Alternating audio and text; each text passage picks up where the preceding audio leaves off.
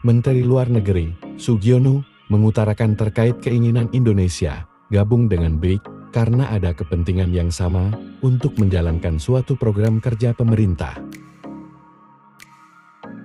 Bahkan sudah ada keinginan untuk Indonesia gabung dengan BRIC sebelum Prabowo menjabat jadi presiden, ungkap Sugiono.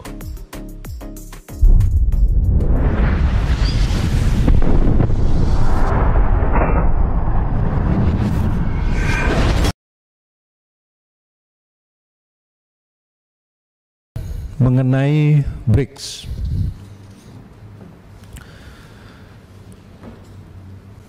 tadi beberapa Bapak dan Ibu anggota yang terhormat juga menyampaikan soal BRICS. Yang pertama dari Ibu Amelia Anggraini yang saya kira cukup komprehensif tadi yang disampaikan. Apakah kita di BRICS ini sebagai pengikut, kemudian apakah kita dianggap cukup serius hanya dengan mengirimkan utusan khusus? Perlu saya sampaikan bahwa keinginan untuk bergabung di dalam BRICS ini sudah dicetuskan jauh sebelum Pak Prabowo waktu itu menjadi presiden, karena dianggap ada manfaat-manfaat yang bisa kita ambil, kemudian ada kepentingan-kepentingan bersama yang bisa kita salurkan lewat grouping ini. Kemudian pada saat Menteri Luar Negeri hadir di Kazan, gitu kan, sambutan yang diberikan oleh negara-negara member itu merupakan, menurut kami merupakan sambutan yang sangat positif, dalam arti tidak kemudian dianggap ini mengecil, karena kami ingat pada saat kunjungan waktu itu presiden terpilih ke Rusia, salah satu hasil pembicaraannya adalah presiden Rusia mengundang waktu itu presiden terpilih untuk menghadiri KTT BRICS. Namun karena tanggalnya itu berhimpitan dengan kondisi bahwa di Indonesia baru terjadi pelantikan presiden, kemudian beberapa hari pelantikan menteri dan sebagainya, presiden terpilih waktu itu Pak Prabowo meminta maaf tidak bisa hadir dan akan mengirimkan utusan khusus. Bahkan dalam bercandaan keduanya waktu itu disampaikan, kalau misalnya bisa boleh nggak KTT-nya dimundurin setelah tanggal 22 waktu itu kalau saya tidak salah. Yang juga dibalas oleh Presiden Putin, bagaimana kalau kita majukan jadi tanggal 17 Oktober bertepatan dengan hari ulang tahun. Jadi sebenarnya suasana dan chemistry-nya sangat bagus, yang ingin saya sampaikan ya. Suasana dan chemistry-nya sangat bagus, jadi tidak ada sesuatu yang sifatnya kita menganggap ini tidak penting kemudian presiden mengirimkan utusan khusus. Dan saya kira saya juga perlu menyampaikan bahwa ada mekanisme dari satu negara untuk diterima menjadi anggota BRICS. Yang pertama, kita menyampaikan intention kita untuk bergabung dengan BRICS, yang kemudian akan dicatat sebagai negara yang tertarik atau interested country.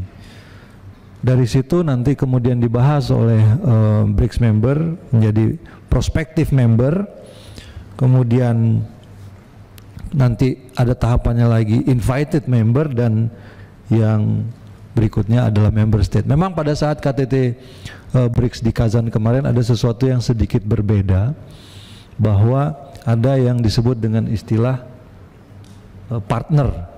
Ada 13 partner countries yang waktu itu ditulis. Ini sebelumnya belum pernah ada. Namun saya dapat sampaikan di sini bahwa excitement untuk menerima Indonesia itu ada. Excitement untuk menerima Indonesia dengan itu ada, dan saya kira sangat besar. Memang tadi seperti yang disampaikan oleh Pak Niko, ada beberapa negara yang mungkin tidak melihat intensi Indonesia untuk masuk ke BRICS itu sebagai sesuatu yang we're not seeing each other in the eye level ya, agak. Tapi secara umum tidak ada keberatan. Memang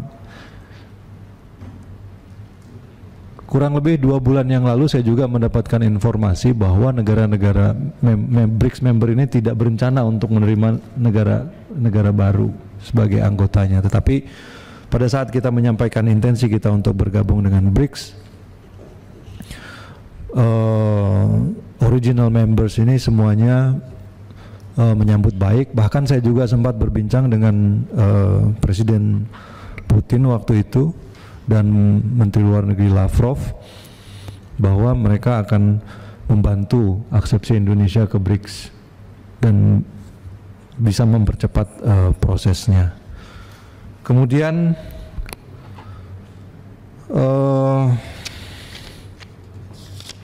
masih kaitannya juga dengan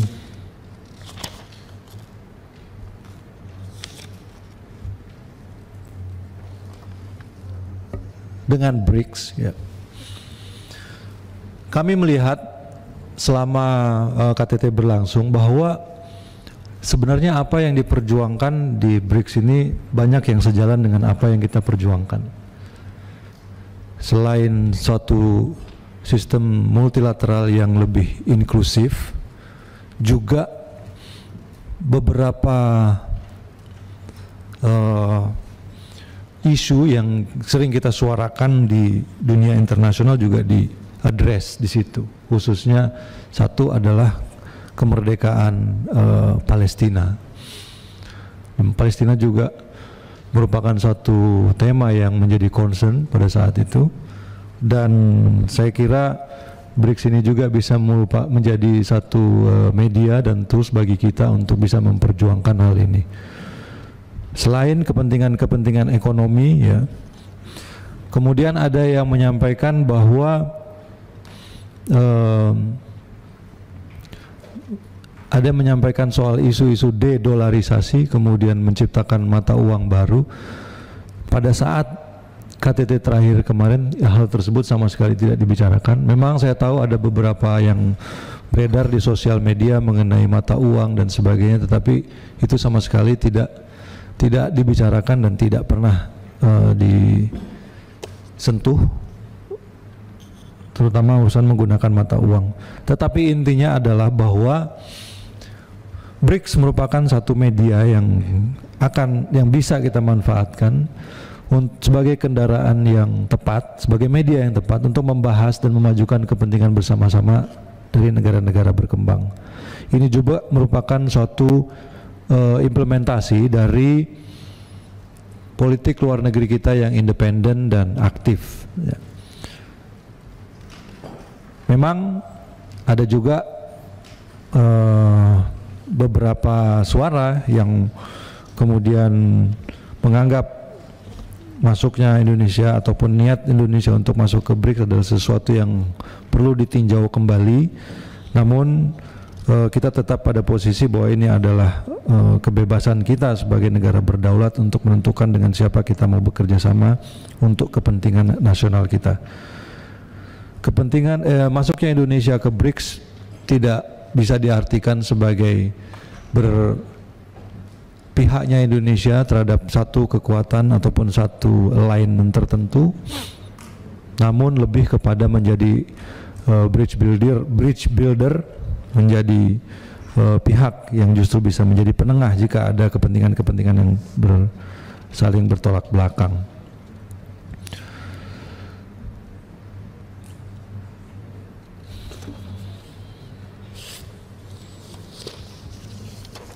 Izin Pak Ketua, Pak Menteri, sebelah kiri Pak.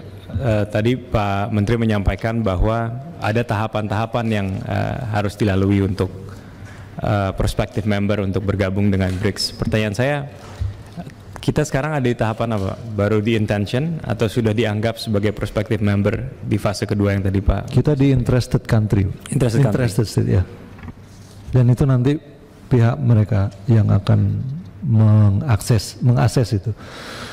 Satu hal yang juga yang perlu saya sampaikan terkait dengan itu adalah bahwa BRICS akan menyesuaikan dengan hukum, tata cara dan norma yang berlaku di negara-negara calon anggota tanpa kita harus mengadopsi ataupun apa istilahnya, menyesuaikan dengan aturan-aturan yang mereka miliki. Mereka lebih fleksibel.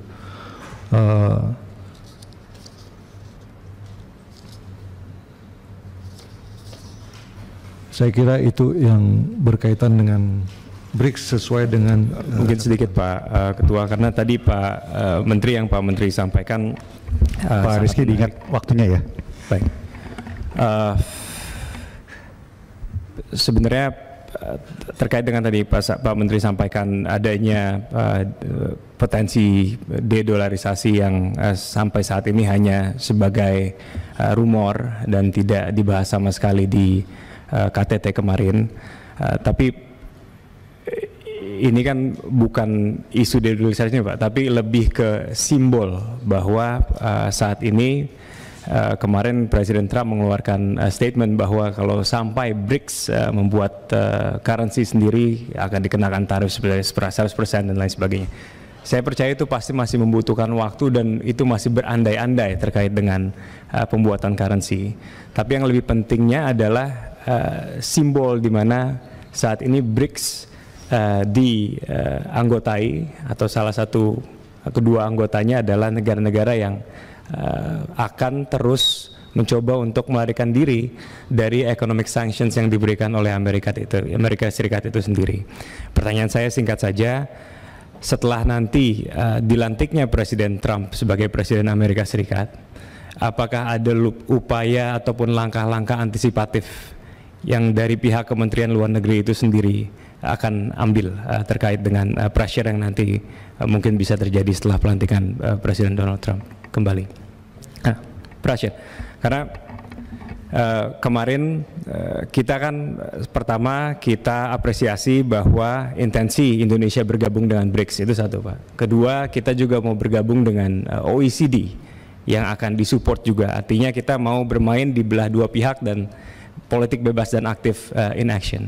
Tapi yang kita dengar dari tone yang digunakan oleh Presiden Donald Trump, dari statement-statement beliau terkait dengan BRICS dan juga intonasi yang beliau sampaikan ketika nanti setelah dilantik nanti yang bisa memberatkan kepada anggota-anggota ataupun prospektif member dari BRICS itu sendiri. Pertanyaan saya kepada Pak Menteri, apakah sudah dipikirkan satu langkah antisipatif yang kemungkinan nanti ke depan bisa turut memberatkan Indonesia kalau kita jadi bergabung dengan BRICS itu sendiri, Pak? Saya kira ini ya sebabnya kenapa ya, saya kira Pak Presiden Prabowo juga menitik beratkan peningkatan kemampuan dan kesejahteraan kita secara ekonomi untuk bisa berdiri di atas kaki kita sendiri. Karena inilah yang sama-sama kita lihat yang terjadi di dalam percaturan global. Ada satu kekuatan yang kemudian mengancam ataupun menekan kekuatan yang lain dan kita secara langsung maupun tidak langsung merasakan dampaknya. Oleh karena itu kita perlu punya kekuatan yang inherent economically gitu.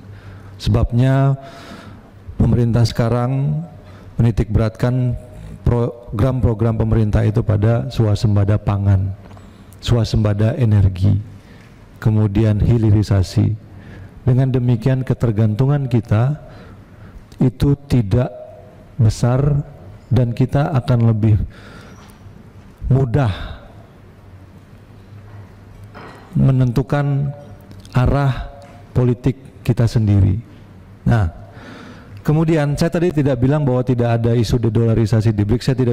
Saya katakan bahwa pada saat KTT hal ini tidak dibicarakan, ya kan? Nah, tentu saja kembali lagi jika kita menganggap bahwa ada hal-hal yang akan merugikan kepentingan nasional kita, ya kita bisa saja tinjau ulang ataupun lihat kembali. Yang penting intinya adalah bahwa bergabungnya kita dengan grouping multilateral manapun ini diarahkan kepada kepentingan nasional bangsa kita.